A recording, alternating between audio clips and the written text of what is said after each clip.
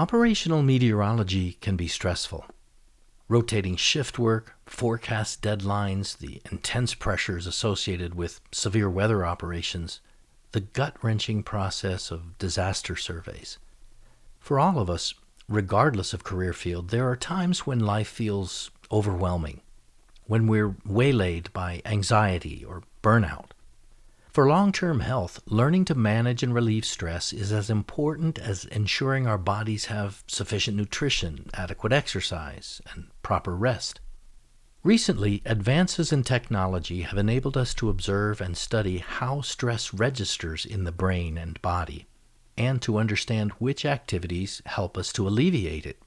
A relatively new field of medical research called neuroaesthetics is providing compelling evidence that engaging in various forms of the arts produces profound, measurable changes in the brain, some of which can enhance physical healing and lead to improved mental health. For example, at Walter Reed Hospital, combat veterans with PTSD have been participating in art therapy alongside professional counselors. One of the more innovative approaches leads patients through a project in which they're asked to paint papier-mâché masks in a way that expresses inner thoughts and feelings about coping with their war experience. One patient painted bloody wounds and scars on his mask, telling the therapist it portrayed the internal scars he carried while striving to appear normal and well-adjusted to friends and family. Most participants find this process of transferring emotions and fears onto a face helps them explore complex feelings, revealing memories and emotions difficult to express in words alone. These treatments have eased symptoms of a wide range of mental health challenges, from anxiety to clinical depression. Obviously, this is not to suggest art will replace traditional therapies, but numerous studies are demonstrating that if facilitated properly, art projects can play a meaningful role in the healing process. They help us self-regulate our physiology by releasing neurochemicals that induce a sense of serenity and offer emotional release.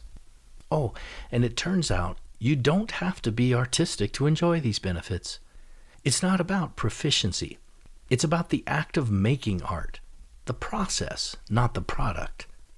Regardless of skill level, brain scans verify that just 20 to 30 minutes of painting, singing, dancing, or just doodling can flood the body with endorphins, increase blood flow, and lower cortisol. There's also a growing body of research that indicates some of these same healing benefits can be achieved through aesthetic experiences that foster appreciation of beauty.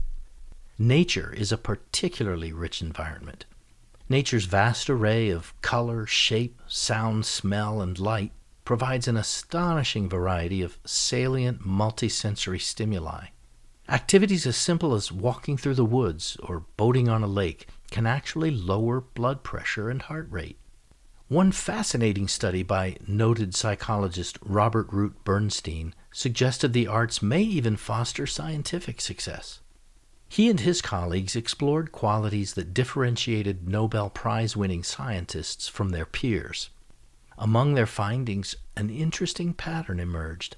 Nobel Prize winners were twice as likely to play a musical instrument than their peers, 7 times as likely to draw or paint, 12 times as likely to write fiction or poetry, and 22 times as likely to be involved in the theater, acting, or dancing.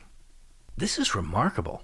It suggests artistic avocations may have played a role in the creativity, innovation, and exceptional brilliance that distinguished many Nobel laureates from their colleagues. Far too many people grow up thinking they're simply not creative. Artistry may manifest in different forms for different individuals, but the seeds of creativity lie within each of us. And we now know that deriving benefit from art is not about mastering it or even being skillful. It's the act of doing it that generates positive changes in the brain and body. The evidence is compelling. Involvement in the arts opens the door to healing and enrichment. Aesthetic experiences offer us a way to slow down, to process our emotions, to reduce our anxieties, to experience wonder and awe. There's beauty and hope in that. If you'd like to learn more about the exciting breakthroughs of neuroaesthetics, I recommend the book Your Brain on Art by Susan Magsamen and Ivy Ross. They unpack dozens of fascinating insights and make it clear that we are still making new discoveries about the amazing universe that is the human brain.